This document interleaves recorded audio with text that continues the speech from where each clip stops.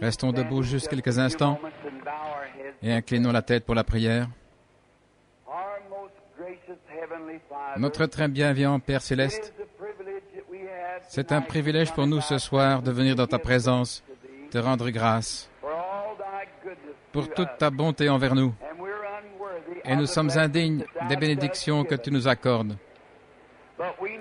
Mais nous savons que nous avons la promesse que toutes choses concourent au bien de ceux qui aiment Dieu. Comme nos âmes se reposent sur cette parole. Et nous te prions ce soir de déverser tes bénédictions sur nous. Que ton Saint-Esprit vienne à chaque cœur et nous accorde ce dont nous avons besoin. Car nous sommes dans l'attente avec nos cœurs ouverts. Au nom de Jésus. Amen. Vous pouvez vous asseoir.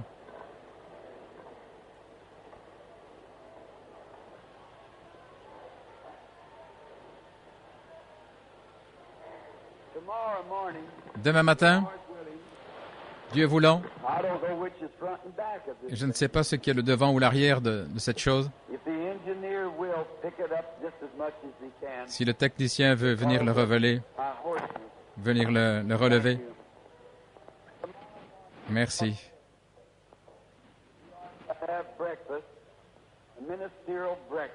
Un petit déjeuner des ministres. Et Dieu voulant, j'espère que chaque ministre de Phoenix sera là. J'aimerais leur parler un petit peu. Ainsi, arrangez-vous pour être là, mes frères, si c'est possible. Je ne connais pas l'endroit. La cafétéria Miller. Je pense qu'ils nous ont réservé une salle pour le petit déjeuner. Et ce sera à 9 h. Frère Gromer.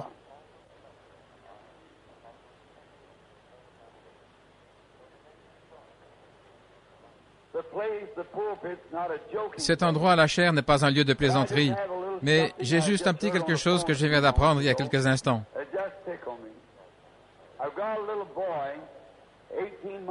J'ai un petit garçon de 18 mois et sa grand-mère s'occupe de lui quand ma femme sort avec moi. La maman était tellement enrouée qu'elle n'arrivait pas à parler. Elle voulait savoir ce qui n'allait pas. Le petit Joseph est allé, l'a enfermé hors de la maison et elle ne pouvait pas entrer. Elle ne pouvait pas du tout entrer sans clé et la clé était à l'intérieur. Âgé de 18 mois et finalement, il a dû aller à la porte pour l'ouvrir lui-même et la faire rentrer.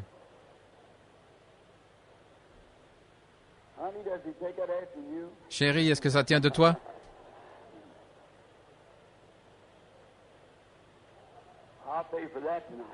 Je vais payer pour ça ce soir.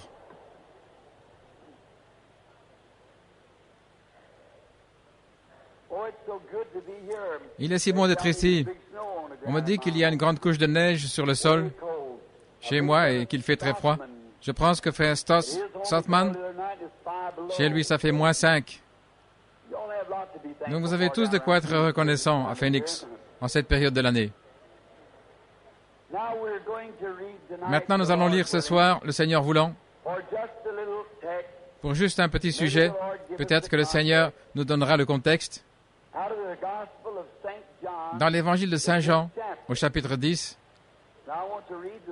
j'aimerais lire les versets 7 et 14 de Saint Jean 10. Jésus leur dit encore, « En vérité, je vous le dis, je suis la porte des brebis. » Et au verset 14, « Je suis le bon berger. Je connais mes brebis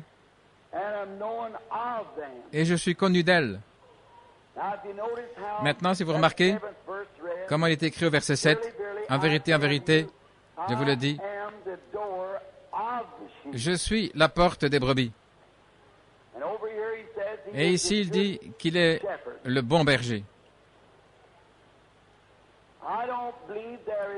Je ne crois pas qu'il y ait une chose plus glorieuse dont nous puissions parler ce soir que du Seigneur Jésus. Il est la personne la plus formidable dont nous pouvons parler. Et j'aime simplement parler de lui et le vanter, car il est digne de tout ce qu'on pourrait dire.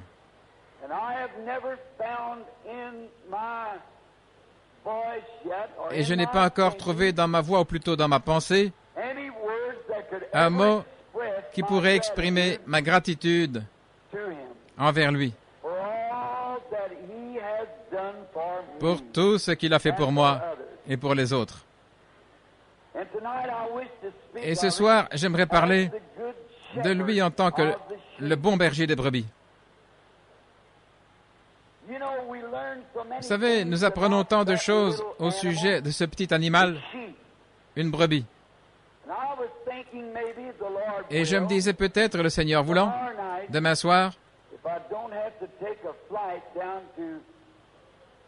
si je ne dois pas prendre l'avion pour le sud de l'Arizona demain après le petit déjeuner, j'aimerais parler sur l'agneau et la colombe.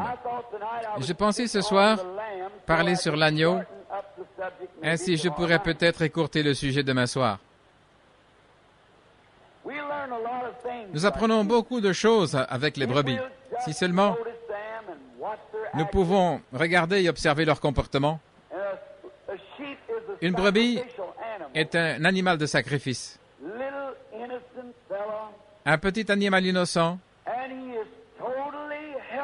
Et il est tout à fait sans secours, innocent. Je pense que la raison pour laquelle Jésus nous a identifiés aux brebis,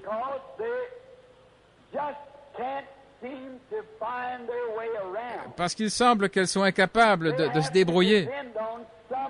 Elles doivent dépendre de quelqu'un pour les conduire. Et elles ne peuvent pas se conduire l'une l'autre. Elles ne le feront simplement pas. Et ça me montre, si on nous identifie à des brebis dans l'héritage de Dieu, alors nous ne pouvons pas nous conduire les uns les autres.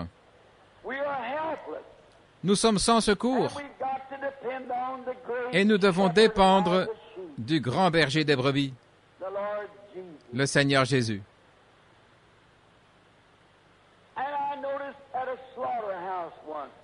Et une fois, j'ai remarqué dans un abattoir, quelqu'un me parlait de l'abattage des brebis. Et quand on veut faire sortir une brebis du corral et faire remettre la passerelle là où elle sera abattue, c'est un bouc qui la conduit là. Elle suivra le bouc. Et ce bouc la conduira jusqu'au lieu d'abattage. Et puis il traversera d'un bond sur le côté, laissant la brebis aller tout droit à la mort. C'est la nature du bouc. Et si quelqu'un ne connaît pas très bien sa brebis, il lui sera difficile de distinguer le bêlement d'une chèvre de celui d'une brebis. Il y a beaucoup de ressemblances. Mais la nature prouve ce qu'elles sont. Il en est de même pour les chrétiens, de nom et les vrais chrétiens. Le bouc représente le monde. Il vous conduira droit sur le mauvais chemin, vers votre séparation éternelle d'avec Dieu. Il vous entraînera dans des problèmes. Si nous sommes des brebis, nous ferions mieux de veiller au genre de berger que nous avons. Les brebis sont de drôles de petites créatures dans un sens. Voici une autre chose que nous pourrions apprendre des brebis ce soir. Quand il fait très chaud, avez-vous déjà observé des brebis? Elles ne se séparent pas, l'une étant à un endroit et l'autre à un autre. Mais au moment le plus chaud de la journée, les brebis vont toutes se tenir ensemble. Vous savez ce qu'elles font? Elles font en sorte d'avoir de l'ombre l'une pour l'autre. Elles ont communion. Et ne serait-il pas bon que toutes les brebis de Dieu, pendant qu'il fait chaud, se tiennent ensemble? Quand les épreuves frappent durement et qu'il fait chaud et des choses surgissent de tous côtés, si toutes les petites brebis de Dieu se tenaient simplement ensemble nous aurions chacun la fraîcheur produite par l'ombre l'une de l'autre, le réconfort, en nous appuyant les uns sur les autres. Et quelqu'un pourrait dire, est-ce nécessaire, frère Branham? Certainement. Il n'y a rien de comparable au fait d'avoir un très bon ami sur qui vous pouvez compter, auprès de qui, quand les problèmes surgissent, qu'il fait chaud, vous pouvez aller, vous vous asseyez et vous lui expliquez simplement cela. Vous en parlez en confiance et puis vous vous agenouillez et vous priez ensemble. Et vous savez que cette personne est un brave homme ou une brave femme sauvée par Dieu en qui vous pouvez avoir confiance. Oh, c'est bon de faire cela. Venez et plaidons ensemble, disent les Écritures, ou plutôt, venez et mettons-nous ensemble. Et j'ai remarqué autre chose en observant les brebis dans un pays froid. Quand toutes les brebis, quand le blizzard souffle, pour contrecarrer les effets du vent, toutes ces brebis quitteront un côté du champ vers l'autre et elles se serrent les unes contre les autres. Ça les garde au chaud. La chaleur du corps de l'une l'autre aide à se réchauffer. Et je pense que quand l'Église devient vraiment froide et indifférente, les brebis de Dieu devraient plutôt se serrer les unes contre les autres et prier les unes pour les autres. Et la chaleur d'une bonne communion chrétienne, oh, cela représente tant. David en a parlé dans le psaume 1. Il a dit, « Béni est l'homme qui ne s'assied pas en compagnie des moqueurs, qui ne s'arrête pas sur le chemin des pécheurs, mais qui trouve son plaisir dans la loi de l'Éternel et qui la médite jour et nuit. Il sera comme un arbre planté près d'un courant d'eau et dont le feuillage ne se flétrit point. Tout ce qu'il fait prospère. » Et vous savez, si vous sortez, spécialement dans ma région, pour avoir un petit pique-nique, vous devez avoir un peu d'ombre pour avoir un pique-nique. Si un petit arbre planté l'année passée par quelqu'un a poussé, nous ne pourrions pas vraiment avoir confiance de trouver de l'ombre là. Mais aller trouver un gros vieux chêne majestueux que les épreuves, les tentations, les balancements des branches ont secoué au point que ses racines sont profondément enfoncées dans le sol. Vous pouvez bien croire qu'il se tient toujours là. C'est ainsi que j'aime aller auprès d'un vieux saint sauvé par Dieu, qui a tenu le coup et dont les racines sont toujours profondément ancrées dans l'amour de Dieu. Ça vaut la peine d'aller près d'une telle personne et avoir un peu de communion.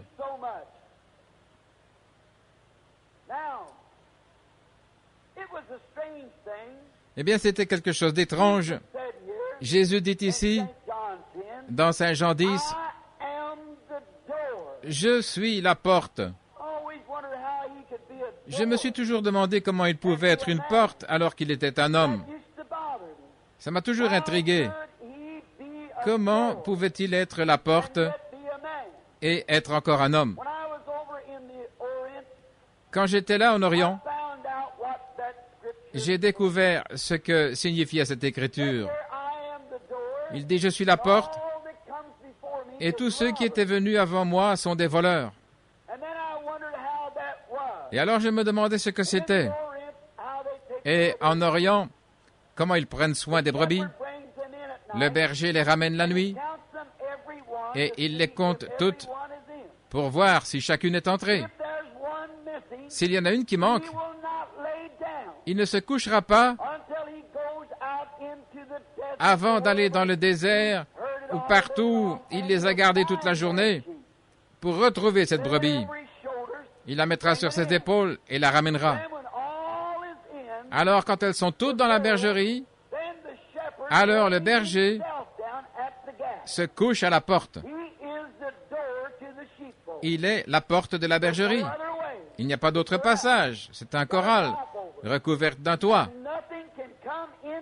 Et rien ne peut entrer pour aller auprès des brebis, à moins de passer par le berger.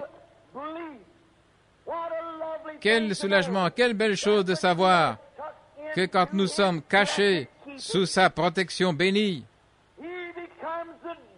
il devient la porte et rien ne peut vous arriver.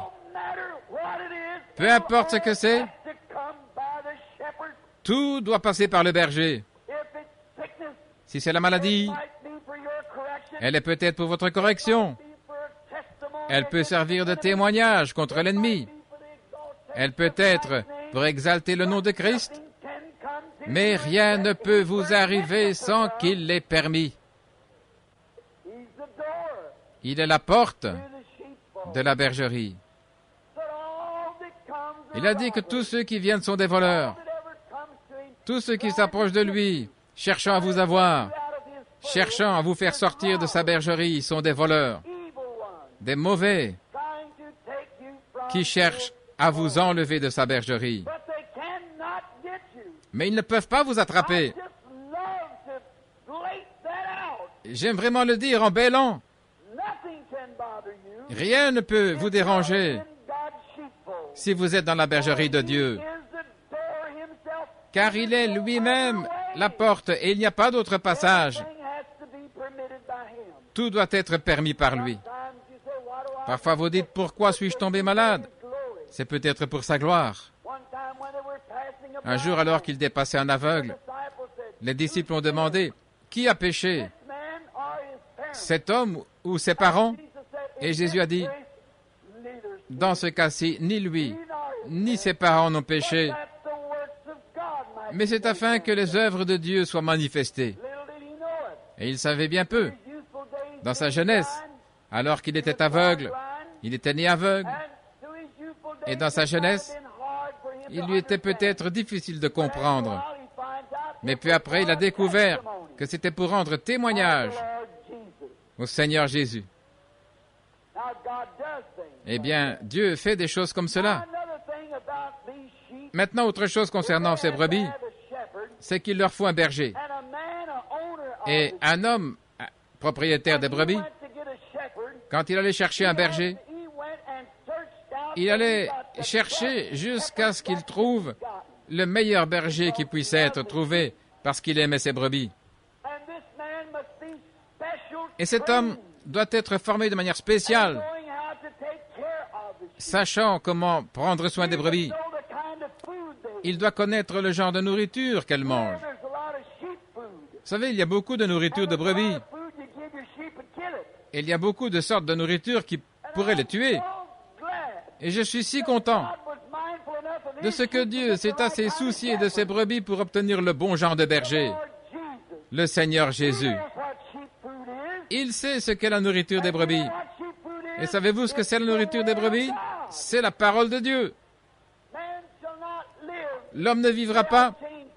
Puis-je changer cela un peu? Les brebis ne vivront pas de pain seulement, mais de toute parole qui sort de la bouche de Dieu. Les brebis de Dieu se nourrissent de la parole de Dieu.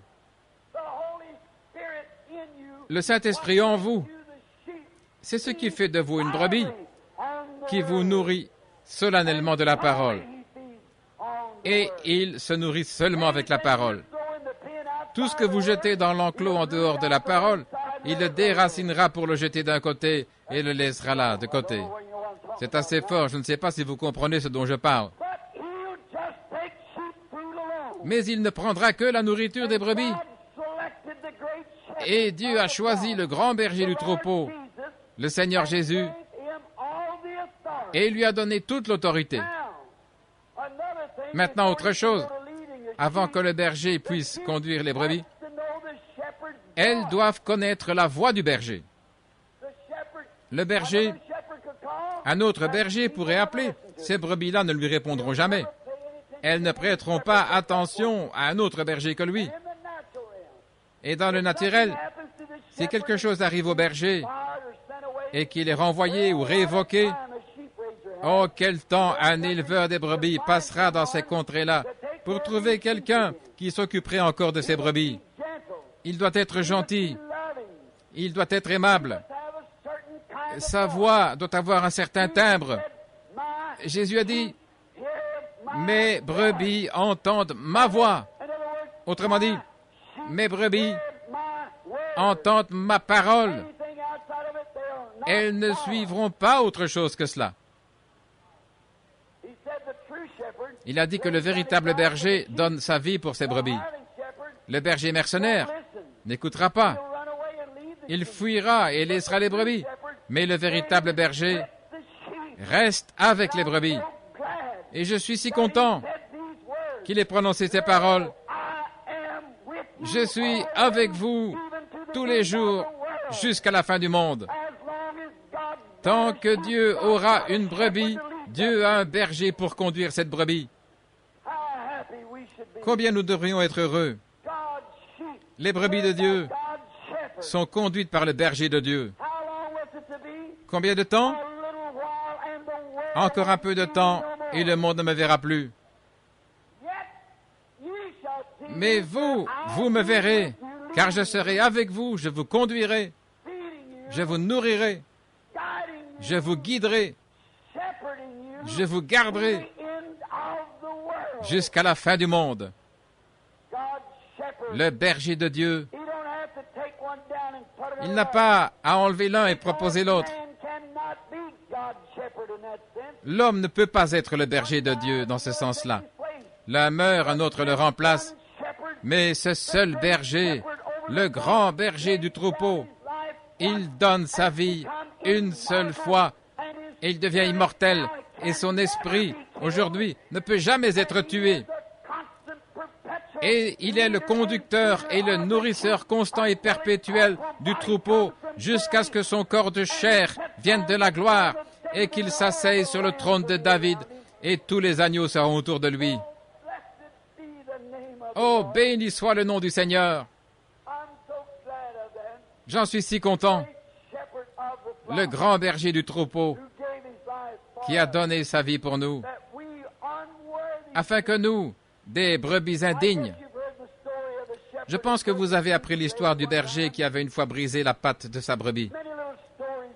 Beaucoup de petites histoires ont été racontées à ce sujet. Et on a demandé à ce berger, cette brebis est-elle tombée d'une montagne pour subir cela? Il a dit non. Que s'est-il passé? Il a dit, je lui ai cassé la patte. Pourquoi lui avez-vous cassé? N'êtes-vous pas un berger cruel? Il a dit non, j'aime cette brebis.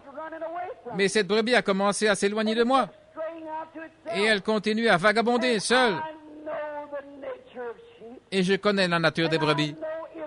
Et je sais que si elle s'éloigne trop loin, le loup va l'attraper.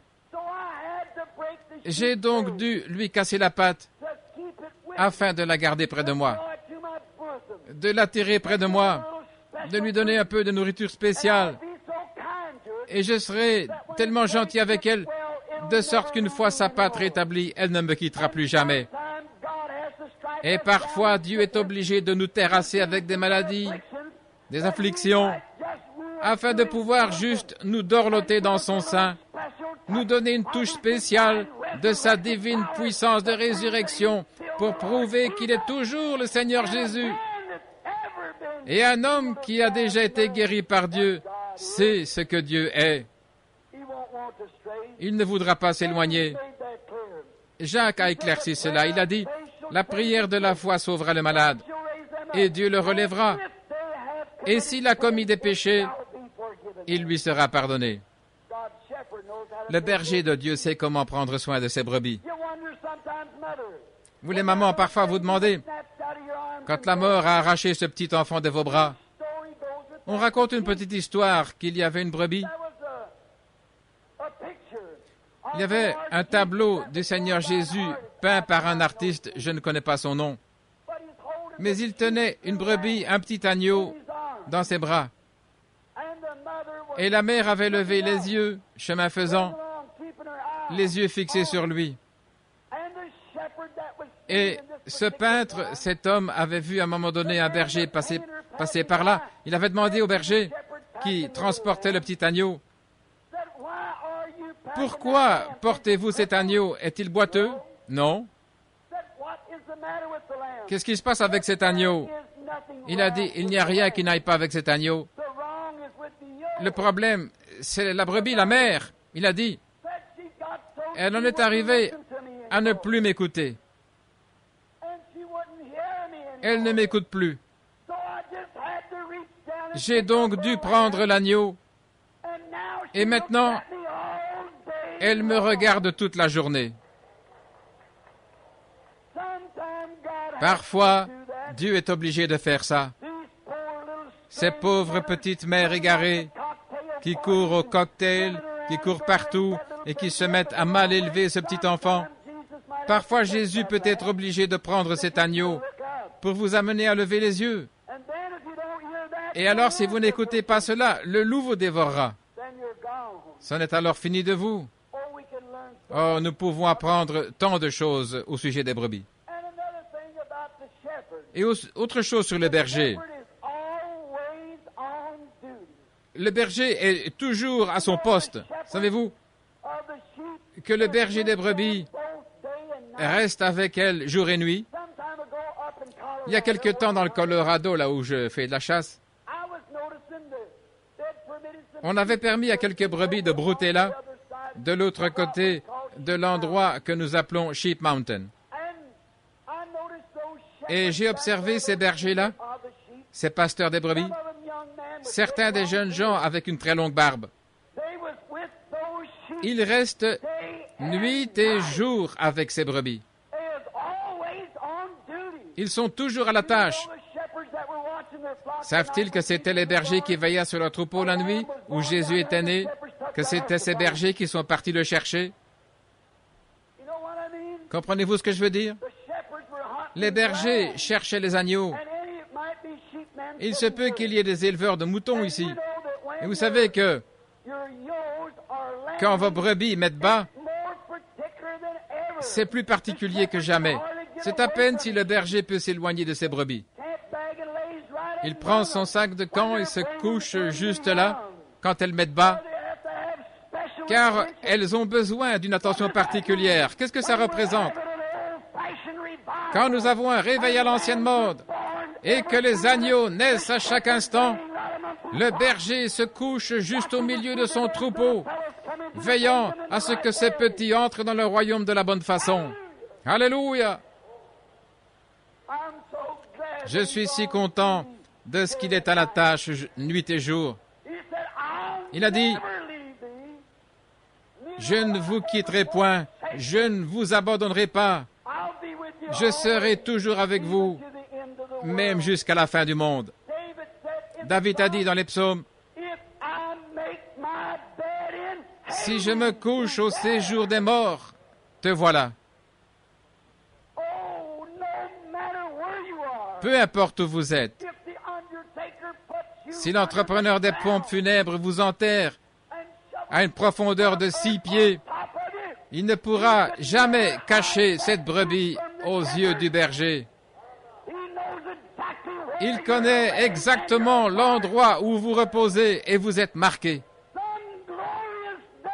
Un jour glorieux, il appellera et je répondrai.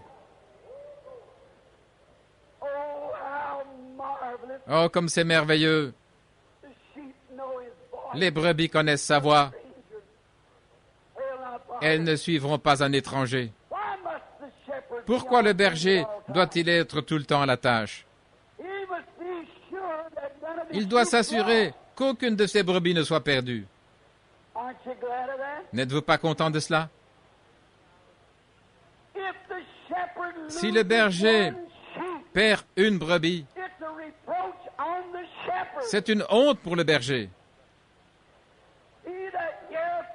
Celui qui écoute ma parole et qui croit à celui qui m'a envoyé a la vie éternelle et ne viendra jamais en jugement, mais il est passé de la mort à la vie. Les bergers ne perdent pas leurs brebis. Eh bien, si vous êtes une brebis, très bien. Tout ce que le Père m'a donné viendra à moi.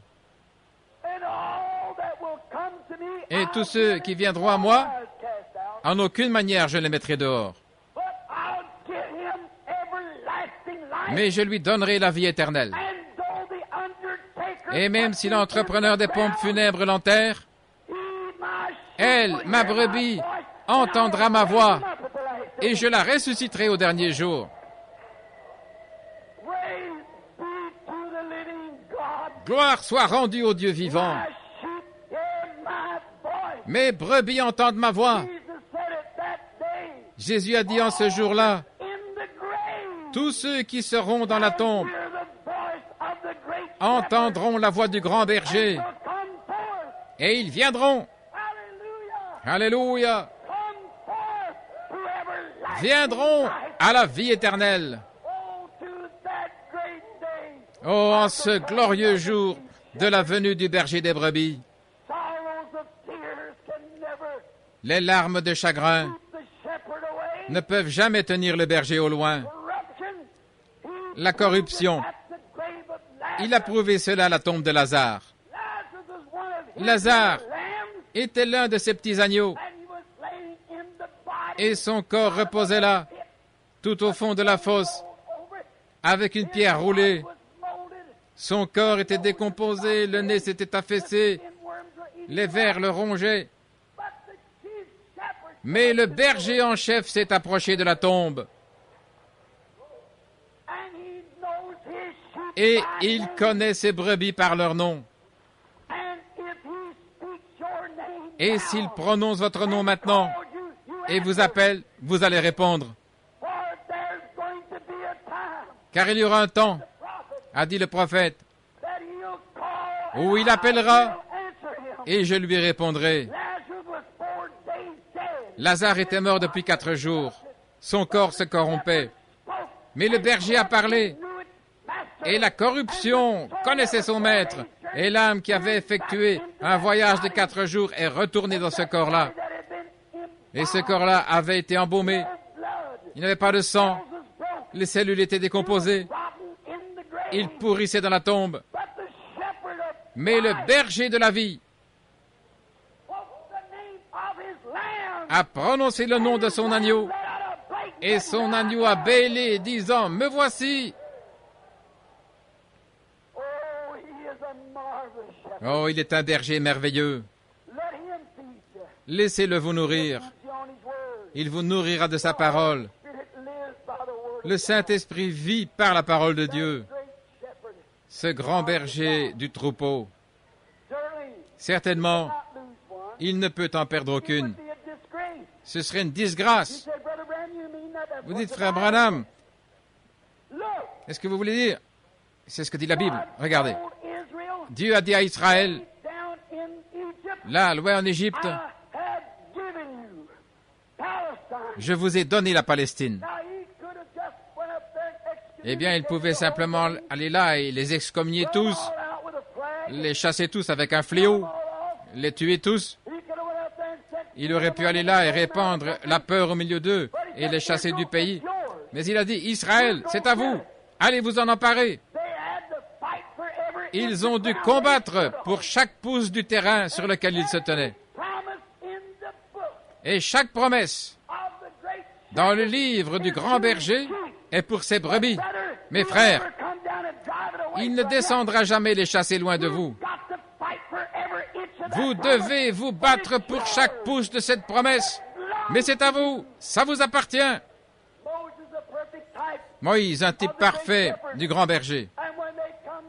Et quand ils sont arrivés devant la mort au Jourdain,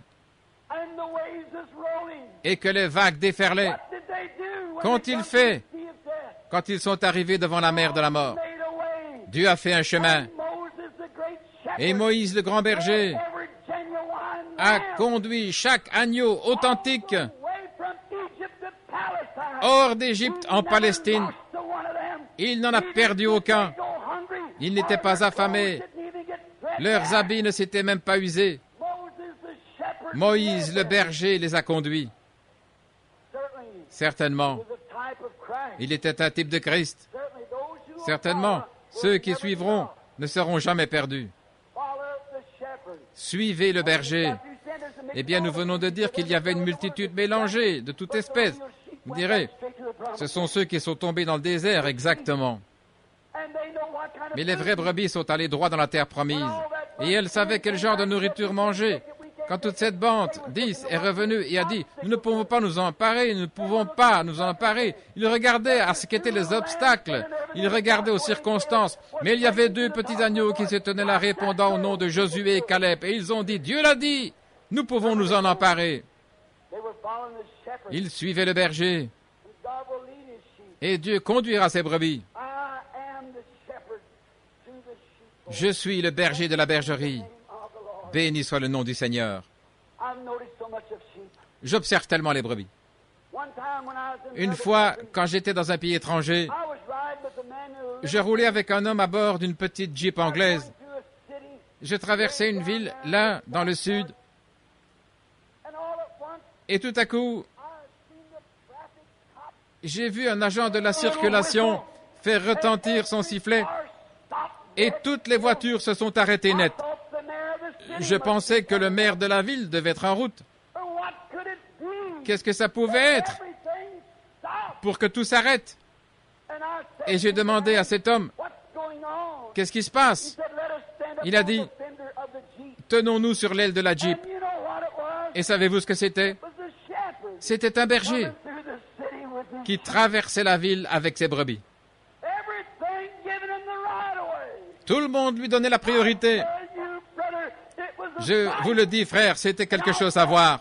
Et je me suis dit, un de ces jours, ce petit groupe méprisé de saints exaltés, quand le grand berger du troupeau viendra, ils sont rejetés partout. Mais un jour, le monde sera à l'écart pendant que le grand berger du troupeau conduira ses brebis dans les rues de la Palestine. Ils contempleront sa bonté. J'ai dit, je n'ai jamais vu rien de tel dans ma vie. Il a dit, c'est un berger. C'est lui qui est la priorité. Monsieur Baxter, mon organisateur, maintenant il est pasteur d'une église en Colombie-Britannique. Nous étions là à l'époque où le roi George est venu dans la contrée. Et feu le roi George, un brave homme, un homme bon.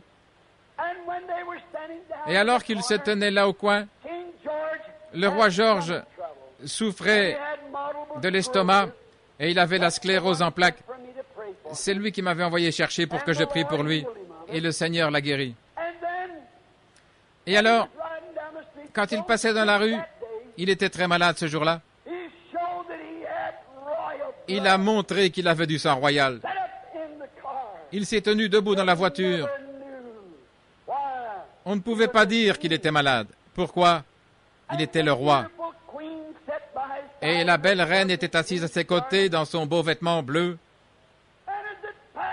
Et quand le cortège passait dans un certain endroit où se tenait ce Canadien corpulent, un ami à moi, celui-ci a incliné la tête et s'est mis à rire très fort. Il a levé la main comme ceci et a commencé à pleurer.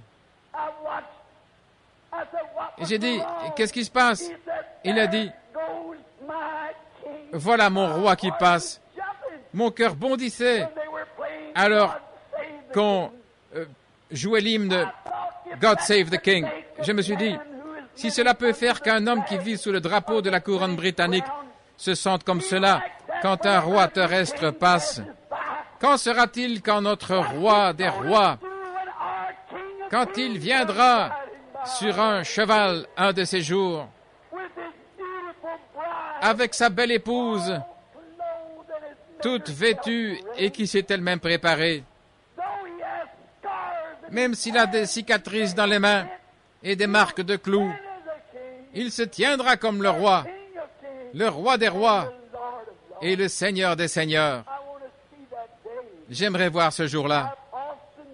Je me suis souvent demandé, ces anges, quand ils verront cette grande investiture avoir lieu, quand Jésus reviendra dans un corps mystique, dans son corps physique, il y a environ 2 ans, M. Moore, M. Brown et moi-même revenions de Roosevelt Dam et nous avions été là contemplant la nature, ayant communion ensemble, et nous nous sommes mis à chanter le mieux que nous pouvions les anciens cantiques de la rédemption. Et on dirait que ces collines du désert s'étendaient sans arrêt. Et j'ai dit, frère Moore, ce n'est pas une vision réelle, mais j'ai une vision de ce qui arrivera un jour quand Jésus viendra. Quand tous les rachetés de tous les âges se tiendront sur la face de la terre et chanteront, raconteront l'histoire, sauvés par grâce, et ils chanteront les cantiques de la rédemption. Les anges se tiendront loin de la terre, les têtes inclinées, ne sachant pas ce dont nous parlons. Ils n'ont jamais eu besoin de la rédemption. C'est nous qui étions perdus. C'est nous qui les rachetés. Eux sont des êtres qu'il a créés, mais nous nous étions perdus et maintenant nous sommes retrouvés. Nous pouvons chanter la rédemption. Quel jour ce sera? Dans ce cas particulier de ce berger, je pourrais aller un peu plus loin avec vous pendant que nous avons peut-être encore un peu de temps. J'ai observé ce berger traverser la rue. Et sur la rue, en Palestine et dans différents pays, partout en Orient, on ne prend pas des vivres pour les exposer derrière de beaux comptoirs en vitre comme nous le faisons. Ils ont simplement une petite branche qui s'élève là, ou plutôt un tas de fruits posés là par terre. Et voici ce berger allant droit vers un de ces endroits. Et je me suis dit, oh là là, maintenant on va assister à une émeute certainement. Et alors que nous nous approchions pour voir, chose étrange, ce berger traversa directement ces rangées de fruits, de friandises comme des poires et des légumes, des choses que les brebis aiment. Et il semblait vraiment que ces brebis allaient sauter de part et d'autre, mais elles suivaient ce berger de si près qu'elles n'ont point regardé ni à droite ni à gauche. Elles ont traversé chaque tentation en suivant le berger. Je me suis dit, oh Dieu, une véritable brebis du troupeau, née de nouveau, traversera les tentations de cette vie en suivant le berger. Mes brebis connaissent ma voix. Il leur a simplement parlé. Et j'ai remarqué, quand ces grands moments de détresse, de ces grandes tentations, ces pauvres petites brebis regardent d'un côté et l'autre. Et si jamais un agneau osait, la mère lui donnerait un petit coup de coude. Nous avons besoin de plus de mamans à l'ancienne mode, qui donnent des coups de coude à nos enfants ce soir quand ils agissent mal. Et j'ai vu ce berger presser le pas, marchant comme ceci. S'il pressait le pas comme ceci, puis ralentissait, chaque brebis le suivait. Chaque brebis, elle suivait exactement les mêmes pas. Elles sont bien passées là, elles sont entrées, puis elles sont sorties, chacune suivant tout du long. Oh frère, ce n'est pas une brebis qui sort du rang, c'est la chèvre qui va de côté à cause de la tentation. C'est la chèvre qui sort et s'empare d'une poire, tout ce qu'elle peut prendre. Pas la brebis, c'est la chèvre. Ceux qui tombent, ce sont seulement ceux qui titubent et vacillent. Pas plus tard que la veille avant de quitter le pays, j'observais la route et il y avait là un homme et il faisait paître un grand troupeau d'animaux. Et j'ai vu qu'il y avait des mules et aussi du bétail. Il y avait des chèvres et il y avait des brebis. Et j'ai dit, comment appelez-vous cet homme? Et l'homme qui était avec moi a dit, c'est un berger. Oh, j'ai dit, un berger? Oui. Et j'ai dit, un berger, ce n'est donc pas seulement pour les brebis. Il a dit non. Berger, ça signifie celui qui fait paître. Et j'ai dit, eh bien, avez-vous remarqué que les brebis, les chèvres, les mules et les autres broutent dans le même pâturage? Il a dit, c'est juste. Eh bien, je dis, alors un berger a bon cœur, oui. Mais a-t-il dit, le moyen pour lui de déterminer qui est sien, quand la nuit tombe et qu'il fait sombre, il a dit, le berger va appeler et chaque brebis dans le champ va venir vers lui et il va faire entrer ses brebis dans l'étable ou dans le corral. Il va se coucher devant elles, mais les mules, le bétail et les chèvres restent dans le champ. J'ai dit, excusez-moi frère, j'aimerais juste dire un mot à mon berger maintenant même. Peu m'importe la théologie, un grand diplôme ou une personne importante. Tout ce que je veux être, c'est une brebis humble qui, quand la nuit commence à tomber sur moi, je veux qu'il m'appelle pour entrer. Il peut y avoir des mules, des chèvres et tout autre qui mangent de cette même nourriture, mais il n'y a que le berger seul qui fait entrer ses brebis au temps de la nuit. Frère, si vous imitez le christianisme, si vous avez un esprit comme celui d'une mule, ou un esprit comme celui d'une chèvre qui barbote dans le monde, un de ces jours, la nuit va tomber et vous ne reconnaîtrez pas la voix du berger. Pourquoi ne pas la connaître ce soir et savoir ce que ça représente d'être une brebis? Inclinons la tête pendant que nous y pensons sérieusement.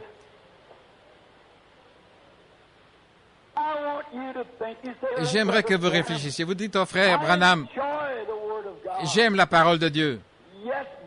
Oui, frère, la pluie tombe sur les justes et sur les injustes. Les mauvaises herbes là se sentent tout aussi bien. Elles se réjouissent tout autant d'avoir cette eau qui tombe du ciel. Elles s'en réjouissent tout autant que votre coton ou votre jardin. C'est la même eau. C'est la même eau. Mais au temps de la fin, qu'est-ce qui se passe?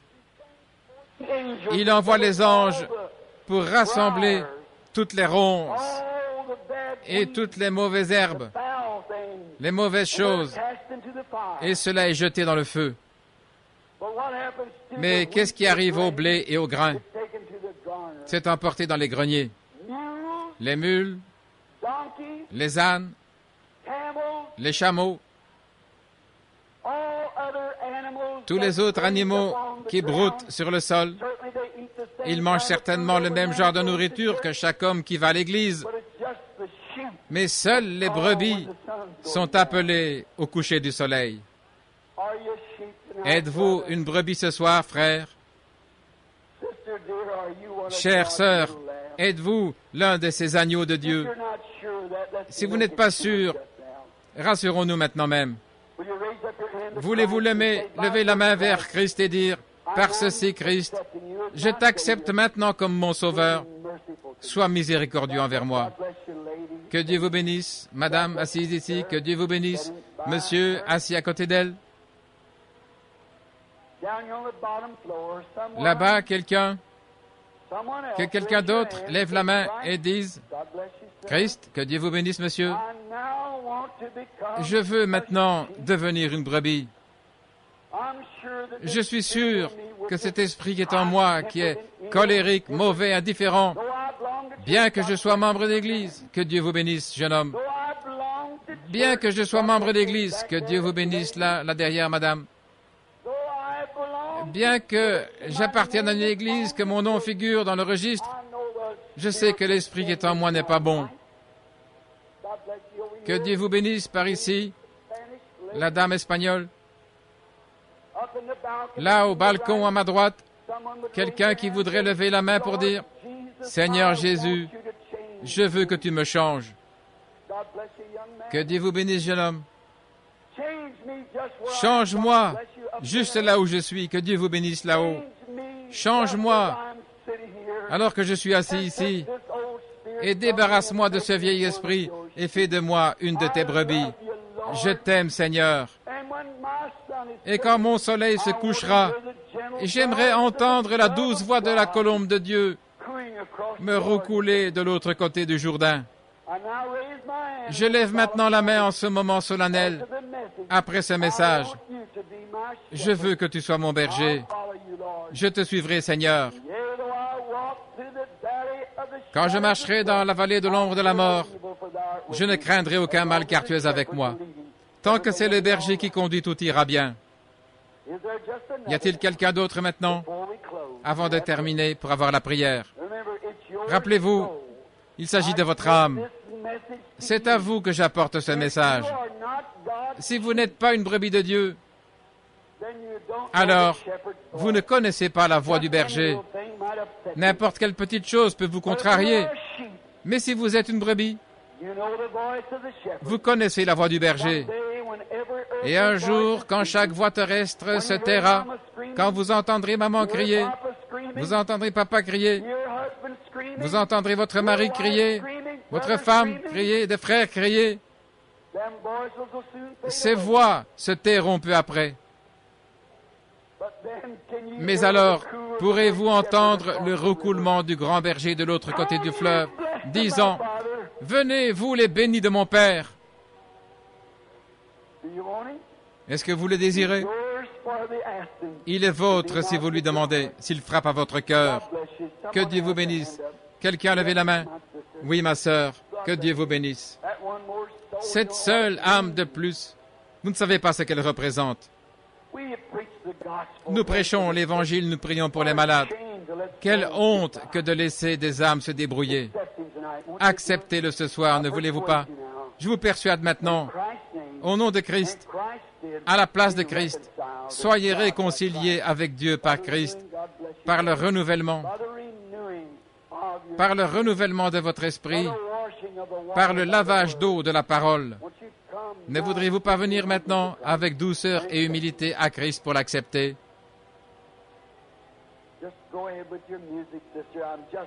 Continuez simplement avec la musique, sœur, j'attends tout simplement. Peut-être qu'il y aura encore quelqu'un de plus. Il se pourrait qu'on dise à ce jour-là, frère Branham, vous avez attendu juste un peu plus longtemps. Et puis quelque chose m'a parlé et j'ai levé la main. Ça a réglé tout le problème, frère Branham. Je suis si content d'être ici maintenant. Que représenterait cela? Vous dites, j'ai déjà entendu cela, mais frère, vous allez l'entendre un jour pour la dernière fois. Vous ne l'entendrez plus jamais après ça. L'arbre tombe du côté où il penche.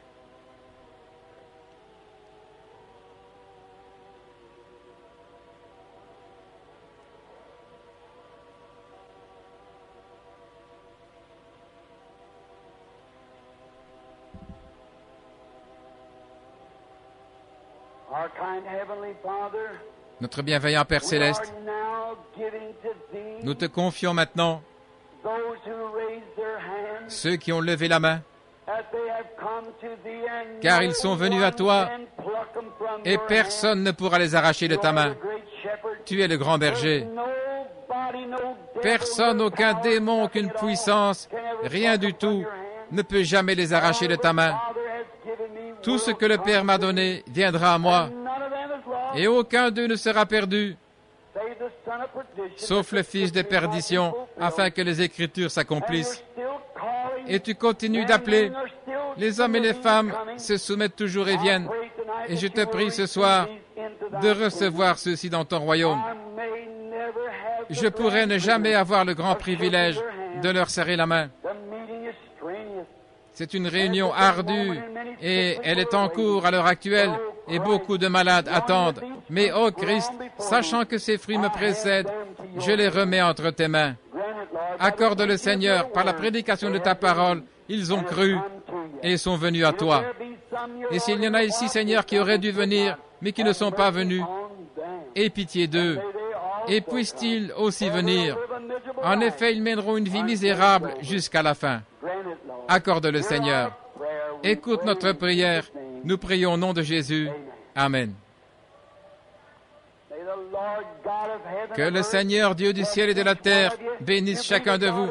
Croyez-vous que Dieu est ici pour vous donner le désir de votre cœur? Combien se sentent vraiment bien après que le Saint-Esprit était ici, se mouvant au-dessus de vous? Je crois qu'il donnera à chaque croyant ce qu'il croit et désire ardemment. Si vous croyez cela de tout votre cœur, dites Amen. La parole ne vous fait-elle pas quelque chose? Savez-vous ce que c'est? C'est la nourriture. C'est la nourriture de Dieu pour ses brebis. Et la Bible est la nourriture des brebis de Dieu. N'est-elle pas bonne?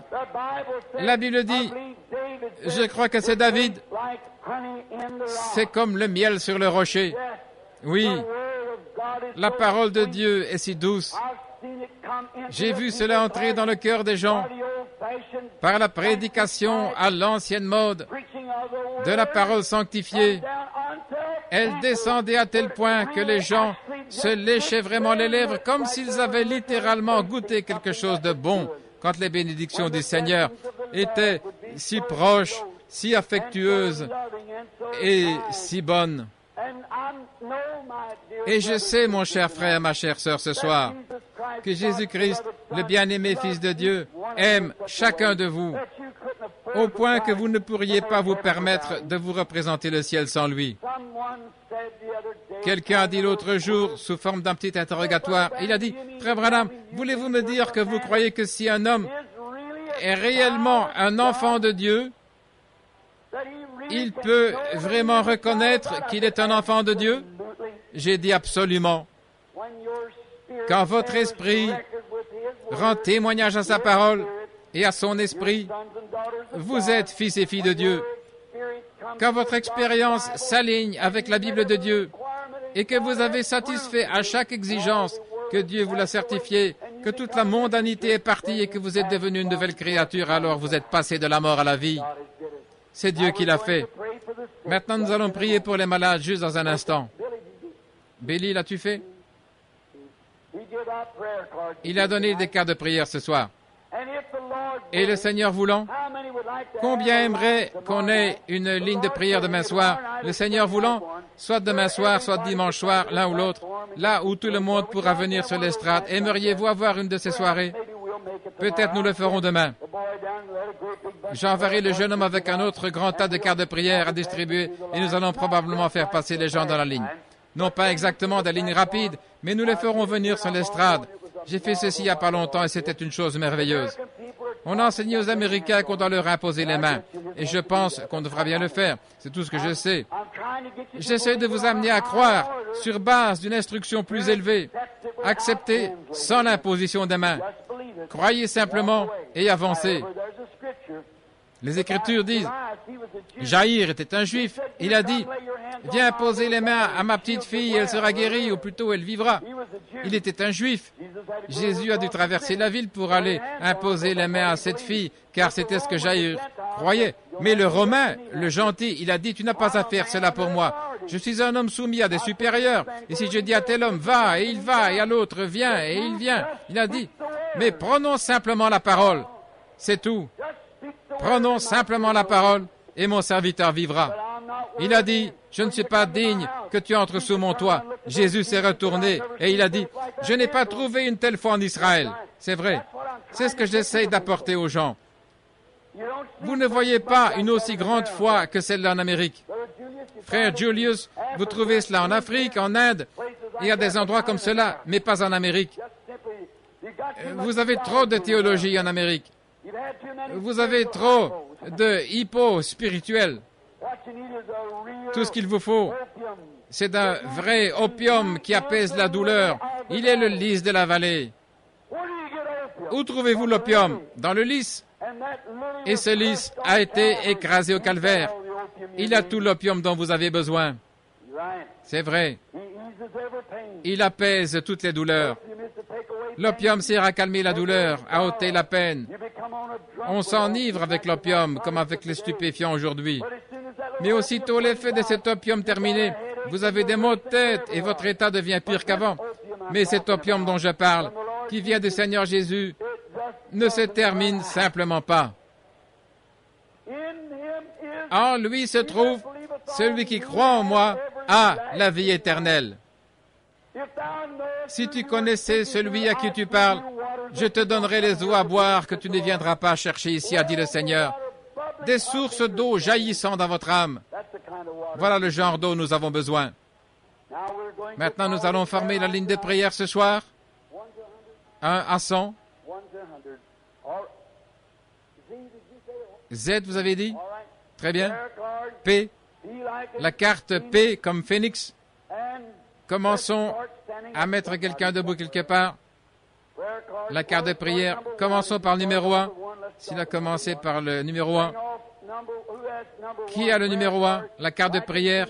P comme Phoenix, numéro 1. Voulez-vous lever la main?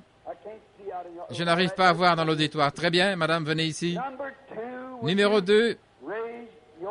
Voulez-vous lever la main? Numéro 3. Voulez-vous lever la main? Numéro 4. Voulez-vous lever la main? Peut-être que c'est quelqu'un qui ne peut pas lever la main. Ça pourrait être quelqu'un qui n'entend pas. 1, 2, 3, 4. Je pense que c'est le numéro 5. Très bien, madame. Numéro 6. Voulez-vous lever la main? Numéro 6. Numéro 7. 8. 9. 10. Très bien. Qu'il s'avance d'abord.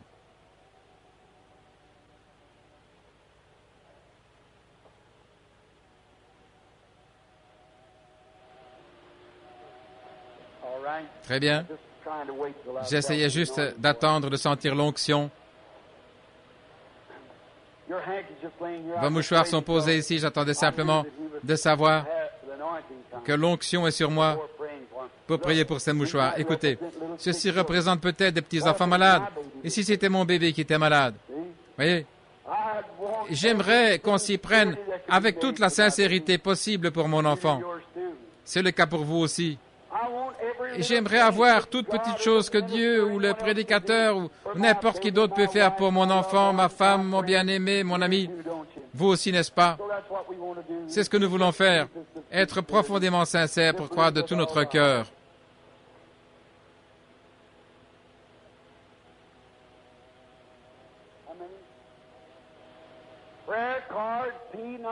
La carte de prière P numéro 4 n'est pas là. Billy a dit qu'il n'était pas encore venu.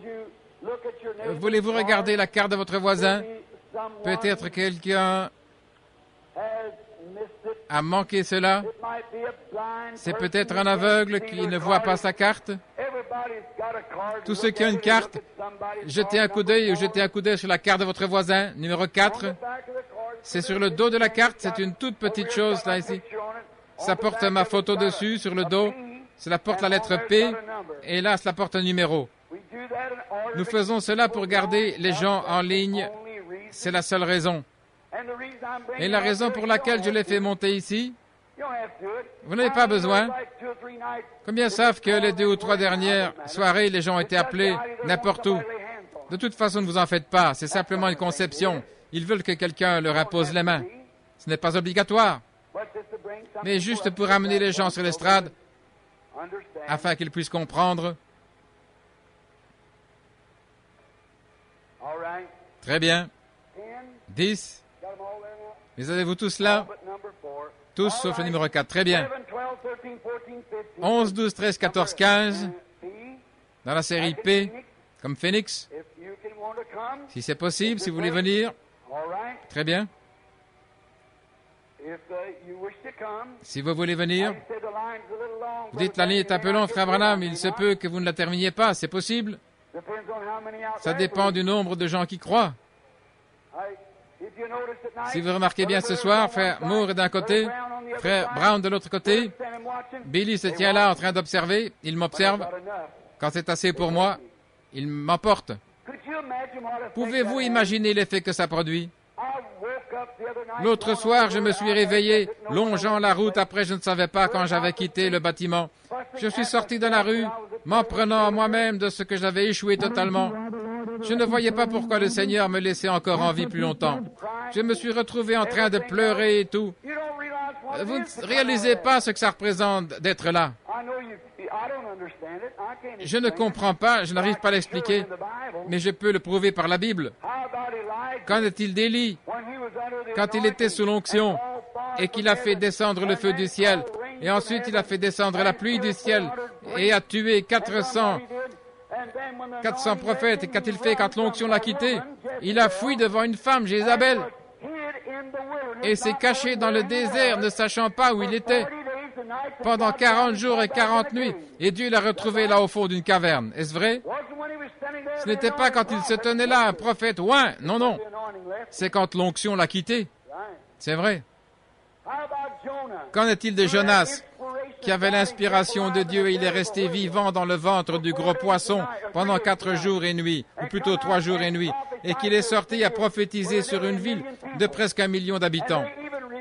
Et ils se sont même repentis au point de faire porter des sacs aux animaux.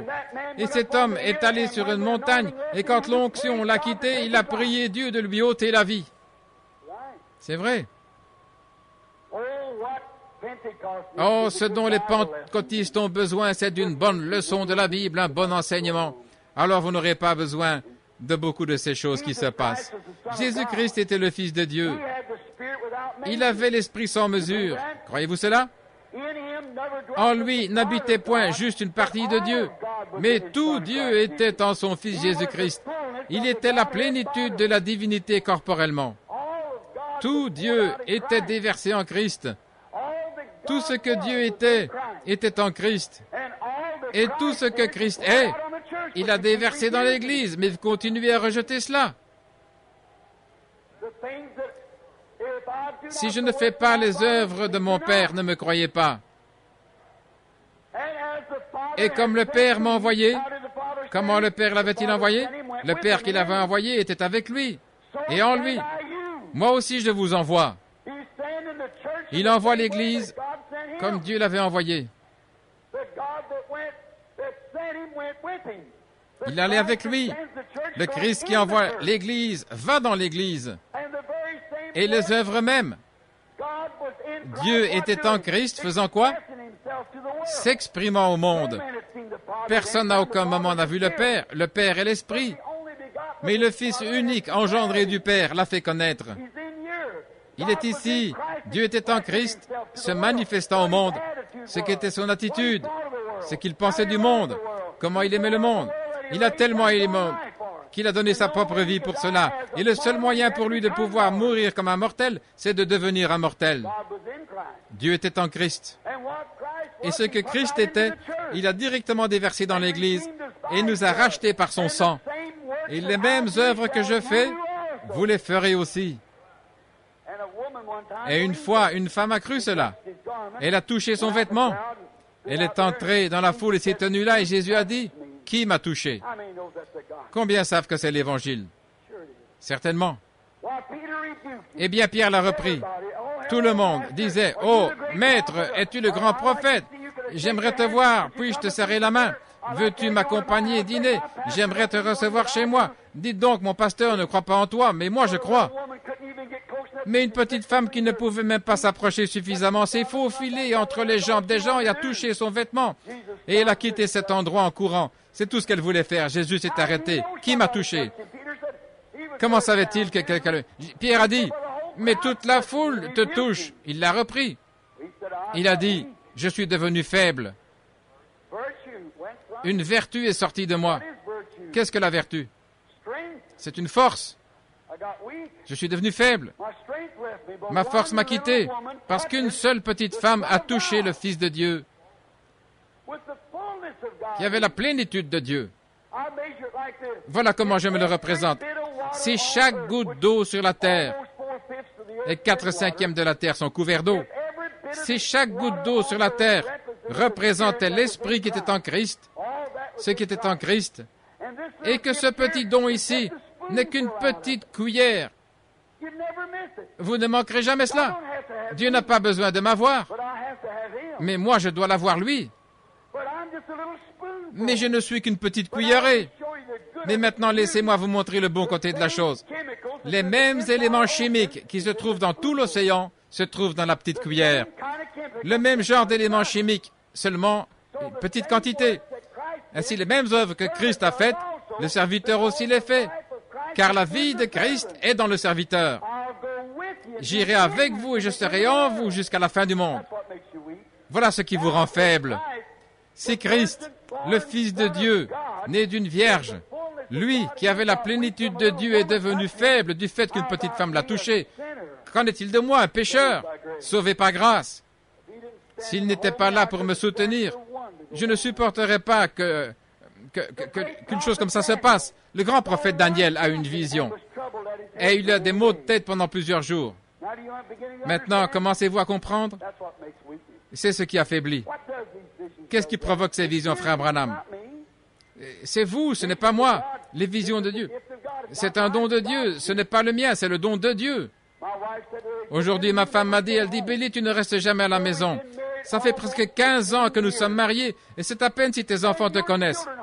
Aussitôt, tu prends le téléphone, il y a peut-être 30, 40 appels par jour. Venez ici, frère Branham, venez par ici, venez par ici. Ça vous emballe? J'ai dit, mes chéris, regarde, ma vie ne m'appartient pas. Elle ne t'appartient pas non plus. Dieu m'a offert comme un don au public. J'appartiens au public. Eh bien, ce que vous en faites, c'est entre vous et Dieu. Ce n'est pas moi, moi je suis un homme. Mais l'esprit qui est ici dedans est un service public de Dieu pour vous. Vous pouvez le recevoir ou le rejeter. C'est ce que vous en faites, c'est votre problème. Vous pourrez penser que ça doit se faire avec éclat. Nous aurions pensé aussi que Jean aurait eu de l'éclat, mais il s'est tenu avec la boue, probablement jusqu'au niveau des genoux, sur les rives du Jourdain, en train de prêcher. Tous les prophètes avaient annoncé que ce serait un temps glorieux.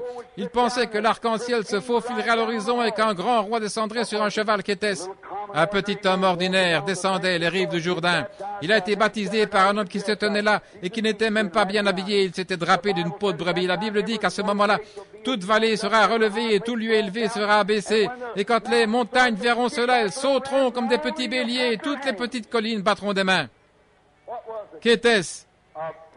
Un prédicateur qui était considéré comme un saint exalté s'est tenu sur la rive et a baptisé un jeune homme qui passait pour un enfant illégitime venu là pour être baptisé.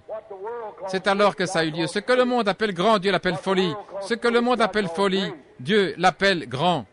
Voyez, ça dépend où sont vos pensées, ce que vous regardez. Croyons en Dieu de tout notre cœur, de toute notre pensée. Eh bien, la ligne de prière est-elle prête? Numéro 4 et numéro 14 ne sont pas venus. Très bien. Nous avons accordé pleinement de temps. Maintenant donc, soyez vraiment respectueux et priez. Comment allez-vous, madame? C'est maintenant le moment où Dieu doit parler. Tout ce que j'ai dit ne serait pas vrai si Jésus ne parle pas lui-même. Comprenez-vous tout cela? Eh bien ici, je me mets dans une situation où soit cette Bible doit avoir raison, soit elle doit avoir tort maintenant. C'est le temps du scellement.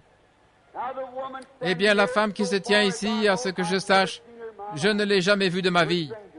Nous sommes étrangers, n'est-ce pas?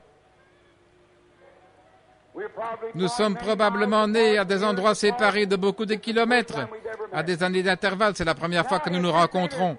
Eh bien, si ceci n'est pas, une fois de plus, l'exact tableau de Saint Jean 4, un homme et une femme, eh bien, si cette femme désire la guérison, pourrais-je la guérir? Non. Pourrais-je faire quelque chose pour elle en rapport avec la guérison? Non. Tout ce qui peut être fait, maintenant, si elle a quelque chose ou autre que l'on puisse faire, le médecin peut l'aider ou lui donner quelque chose. Eh bien, le médecin ne peut pas la guérir. Non, les médecins ne guérissent pas. C'est Dieu qui guérit. Les médecins ne font que remettre les os en place et enlever les morceaux, ce qui obstrue, ce qui ne va pas, il enlève, quelque chose comme ça. Comme j'ai dit l'autre soir, un poison pour rats afin d'empoisonner les rats qui sont en vous, les microbes. Mais il ne peut pas former de nouveaux tissus. C'est Dieu seul qui crée. Le médecin peut ouvrir un flanc et ôter une tumeur. Mais qui va guérir votre flanc? Vous feriez mieux de ne jamais vous lever si Dieu n'a pas guéri cela. Celui-là peut couper et enlever, mais il ne peut pas guérir. Voyez-vous ce que je veux dire? Maintenant, si elle avait des problèmes d'argent, si elle veut, si ce sont des problèmes de ménage, si c'est un péché, tout ce dont elle a besoin, c'est en Christ. Eh bien, si Christ me révèle ce pourquoi cette dame est ici, est-ce que chacun croira de tout son cœur? La petite dame vous dira, nous ne croyons pas au fait de jurer. La Bible ne dit pas, si vous ne pouvez pas croire les gens sur parole, eh bien, c'est juste ça. La Bible dit, ne jurez ni par le ciel ni par la terre. Ne jurez pas du tout. Je n'ai jamais vu cette femme de ma vie à ce que je sache. Et il a dit que je ne la connais pas. Et elle ne me connaît pas, sinon qu'elle s'est assise là, il y a quelque part dans l'auditoire, et elle m'observait. Mais Dieu connaît tout à son sujet. Et si cette petite dame ici, si le Saint-Esprit vient et fait pour cette femme la même chose qu'il fit pour la femme au puits en Samarie, découvrir ses problèmes et ce pourquoi elle est ici, ce dont elle a besoin, lui révéler cela. Savez-vous ce que cette femme samaritaine a fait? Nous savons que lorsque le Messie viendra, il fera de ces choses. C'est un signe que notre Dieu, vous les chrétiens nés de nouveau, vous avez accepté ce signe, que Dieu n'est pas mort, mais qu'il est vivant ici. Maintenant, tous ceux qui n'ont pas de carte de prière, levez la main si vous voulez que Dieu vous guérisse. Très bien, presque partout. Maintenant, ayez foi. Je voudrais juste vous parler, madame. Après avoir prêché comme ça, faire un appel à l'autel, je voudrais juste vous parler un instant. Vous direz, pourquoi voulez-vous me parler, frère Branham? Pour saisir votre esprit. Pourquoi Jésus voulait-il parler à la femme au puits? Pour saisir son esprit. Il a dit, donne-moi à boire. Elle a dit, ce n'est pas la coutume que toi tu me demandes une telle chose. Ils ont continué de parler longtemps. Finalement, Jésus a découvert son problème. Et je ne pense pas que cette femme lui ait jamais répondu. Vous n'avez pas à me répondre. Mais il a de toute façon su son problème, comme Dieu le lui a révélé. Croyez-vous cela? Si je pouvais vous aider, madame, et que je ne le faisais pas, je serais une brute. Le seul moyen pour moi de le faire, c'est de prêcher la parole ou par un don divin. Est-ce vrai? Et alors vous accepteriez cela.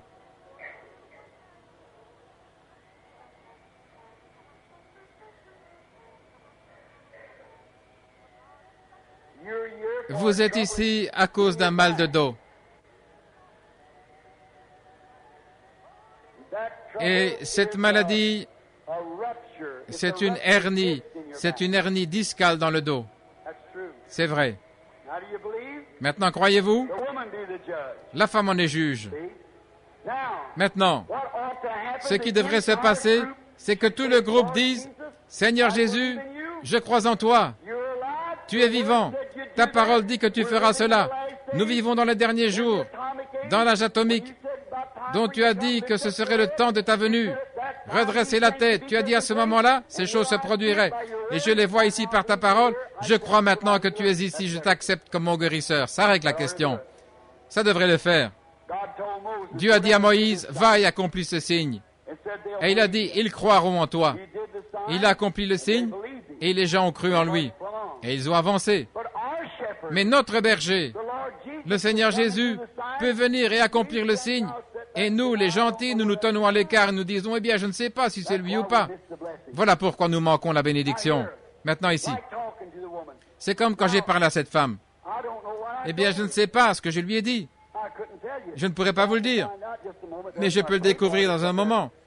Voilà, celui qui enregistre pour moi, ils ont cela, chaque mot qui est enregistré. Mais maintenant, si on s'arrête pour parler à la femme pendant quelques instants, est-ce que cela ferait que vous vous sentiez mieux?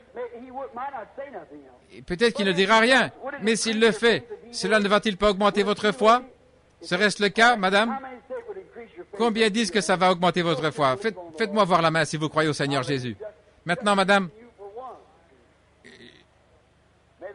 je vous utilise simplement pour un cas. Que le Seigneur accorde cela, c'est ma prière. Mais je voudrais que vous regardiez par ici. Et voyez si le Saint-Esprit fera ce qu'il a promis. Il le fera. C'est ça, qu'il veuille bien me le permettre. Ceci est un don. Ce n'est pas moi qui fais opérer le don, c'est le don qui me fait agir. C'est vous qui le faites. Si vous avez la foi, c'est votre foi, comme la femme qui a touché son vêtement. Maintenant, si l'auditoire continue à m'entendre, la femme, oui, c'est dans son dos. Un problème dans le dos, je revois cela. Et il a dit que c'était une hernie discale. C'est une hernie discale au dos.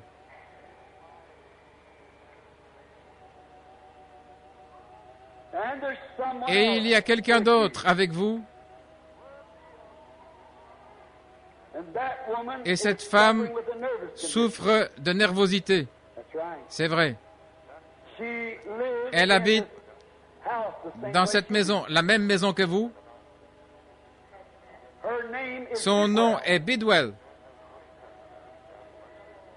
C'est vrai.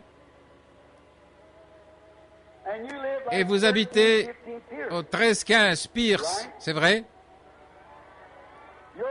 Votre nom est Edna Anderson. C'est vrai. Croyez-vous maintenant?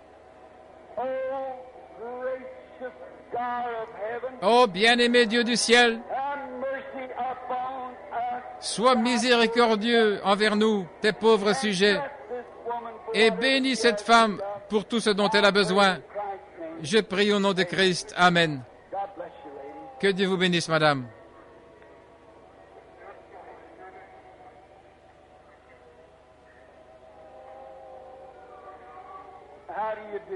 Comment allez-vous? Je suis un étranger pour vous. Je suppose que vous êtes un Indien. Eh bien, j'ai beaucoup de considération pour votre nationalité. Après tout, c'est vous les véritables Américains. Dieu vous a donné ce pays. Maintenant, je ne suis qu'un parmi des millions. Mais vous pouvez le sentir, et moi aussi, que vous n'avez pas la part belle. Dieu vous a donné un pays, l'homme blanc est venu vous l'arracher. Mais j'en connais un qui ne vous traitera jamais injustement. C'est le Seigneur Jésus.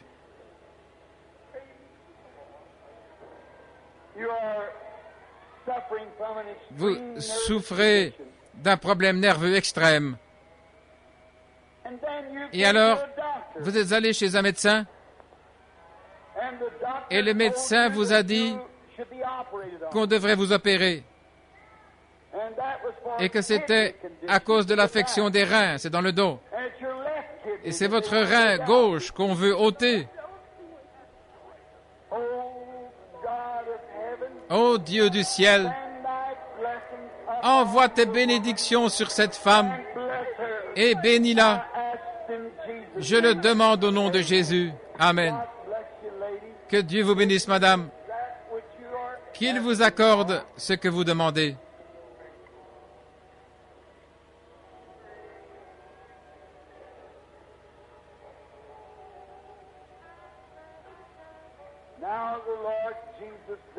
Maintenant, le Seigneur Jésus connaît certainement tout, n'est-ce pas? Il vous connaît et il me connaît. Il sait pourquoi vous êtes ici.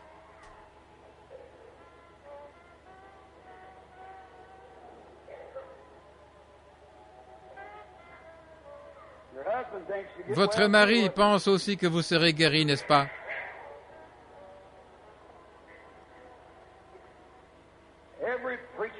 Chaque prédicateur devrait croire la parole de tout son cœur.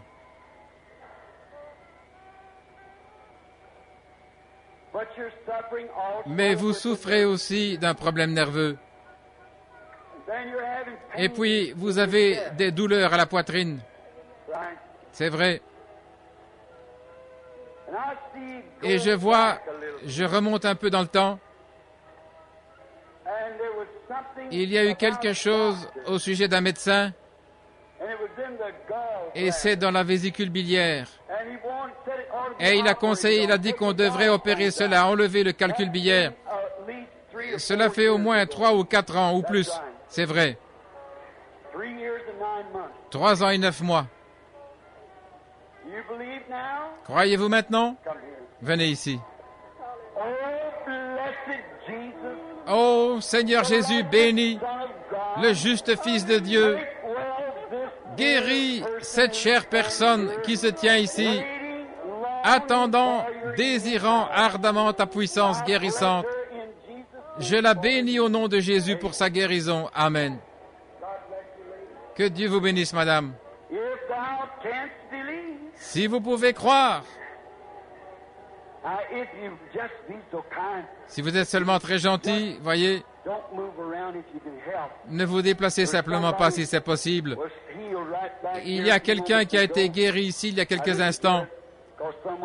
Je n'ai pas saisi cela parce que quelqu'un se déplaçait à ce moment-là. Vous dites, Frère Branham, qu'en est-il? Je pensais que vous ne prêchiez que la Bible. C'est la Bible? Jésus, quand il est entré dans la pièce où la fille de Jaïr avait été guérie, il a dit, elle dort. Les gens ont dit, nous savons qu'elle est morte. Et il les a tous fait sortir de la maison. Une fois, il a éloigné un homme de la foule et l'a amené à l'écart hors de la ville pour le guérir. Si tu peux croire,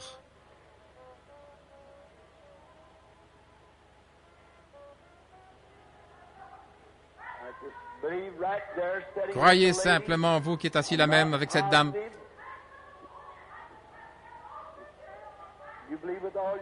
Croyez-vous de tout votre cœur? Croyez-vous que le Seigneur Jésus m'a envoyé ici pour vous aider? Si vous croyez de tout votre cœur, Dieu le fera pour vous. Je ne peux pas vous guérir, vous le savez. En effet, je n'ai aucune puissance pour guérir. Mais Jésus-Christ est le seul à avoir la puissance pour guérir. Croyez-vous cela? Très bien. Si Dieu m'explique ce qui cloche avec vous, allez-vous croire? C'est dans votre côté. C'est une grosseur. Dans votre côté droit. C'est juste, n'est-ce pas vrai? Croyez-vous de tout votre cœur maintenant? Vous avez eu une quelconque bénédiction, n'est-ce pas? Et voici ce que c'est. Votre mari, qui était malade, a été guéri. C'est vrai. Et c'est un cas de diabète. N'est-ce pas vrai? C'est tout à fait vrai. Maintenant, croyez-vous de tout votre cœur? Venez ici. Père Céleste, je te prie d'être miséricordieux envers cette femme et que ton esprit se meuve sur elle pour lui accorder le désir de son cœur. Alors que je demande faiblement, mais avec humilité, ces bénédictions et en croyant au nom de Jésus. Que Dieu vous bénisse, madame. Si vous pouvez croire, toutes choses sont possibles. Ayez foi, ne doutez pas.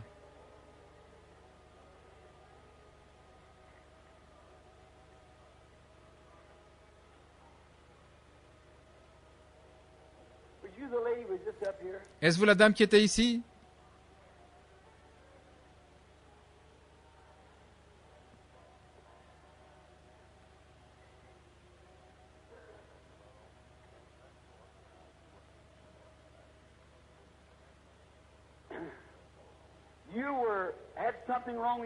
Vous aviez quelque chose qui n'allait pas dans votre côté, n'est-ce pas?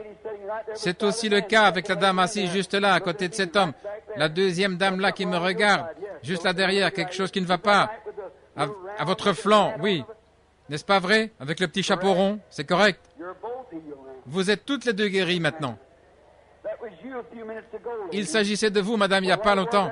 Eh bien, ce que c'était, c'est que la même chose a tiré ici dans la ligne de ce côté-ci, et je n'arrivais pas à déterminer d'où ça venait. Oh, n'est-il pas bon? Il est si merveilleux. Si vous pouvez croire, tout est possible. Mais ça dépend si vous croyez ou pas.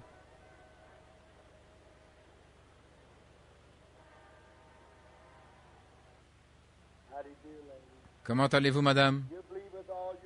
Croyez-vous de tout votre cœur?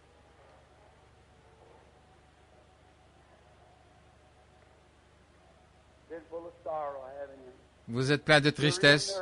Vous êtes vraiment nerveuse, abattue. Vous venez de perdre quelqu'un, votre mari. C'est vrai. Ne vous inquiétez pas. Dieu est avec vous. Il a promis d'être un soutien pour vous. Ne soyez pas nerveuse. Il tient tout dans sa main, chère sœur. Il vous aime. Il vous bénira, j'en suis sûr. Prions. Notre bienveillant Père Céleste, je bénis cette petite dame qui se tient ici, au nom de ton Fils bien-aimé, le Seigneur Jésus. Je demande sa guérison. Que Dieu vous bénisse, madame. Ayez simplement foi. Ne doutez pas.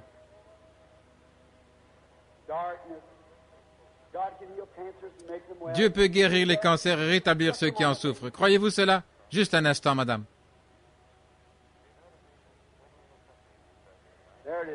Voilà. Vous, en robe bleue, croyez-vous que Dieu guérit le cancer? Satan pensait s'en tirer avec ça, mais il a échoué. Allez-vous l'accepter, madame? Croyez-vous de tout votre cœur? Très bien, vous aurez cela. Allez toutes les deux et soyez guéris maintenant au nom du Seigneur Jésus. Ayez foi en Dieu. Si tu peux croire.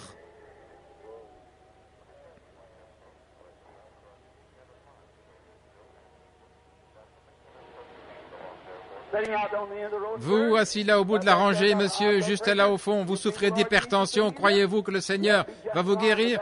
Il se fait que vous êtes juste en ligne avec cette dame. Alors je pensais que ça avait quitté. Mais cela est retourné droit sur vous. Vous étiez juste là en train de prier, n'est-ce pas? Si vous croyez de tout votre cœur, vous pouvez recevoir ce que vous avez demandé. Que le Seigneur vous l'accorde. Croyez-vous que vous serez guéri, maintenant même par la puissance du Dieu Tout-Puissant? Oh Dieu, j'impose les mains à cet homme. Et je demande sa guérison, qu'il soit guéri au nom de Jésus. Amen.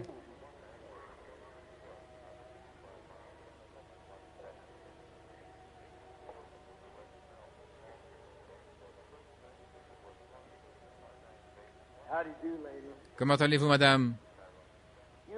Croyez-vous que le Dieu qui vous a débarrassé de l'asthme et vous êtes guéri arrête cette toux? Le croyez-vous?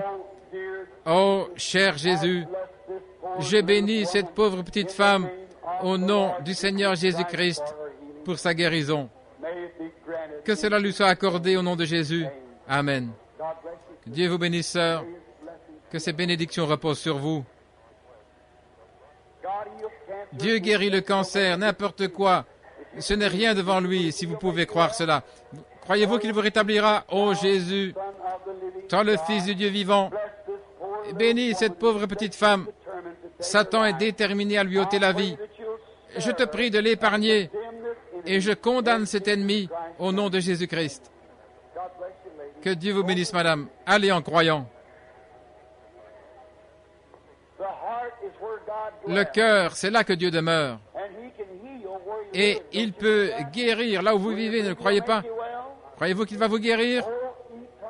Ô éternel Dieu, envoie tes bénédictions sur cet homme que je bénis au nom de Christ, qu'il soit guéri pour la gloire de Dieu. Amen. Que Dieu vous bénisse, frère. Allez en croyant de tout votre cœur.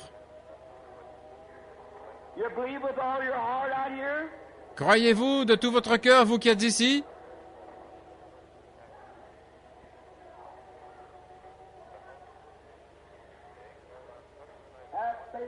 Ayez foi. Dieu guérit aussi le rhumatisme. Vous êtes assis derrière cette rangée en train de prier pour votre rhumatisme. C'est vrai. Je n'aurais jamais saisi cela si je n'avais pas vu l'ange aller dans cette direction. Eh bien, vous pouvez avoir ce que vous demandez, monsieur. Votre foi vous a guéri. Gloire à Dieu. Quel défi pour l'incrédule de croire et d'accepter.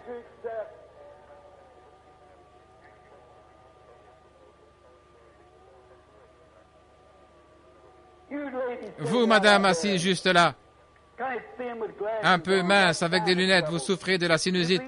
Croyez-vous que Jésus-Christ vous guérit? Vous pouvez avoir ce que vous demandez. Amen. Que Dieu vous bénisse.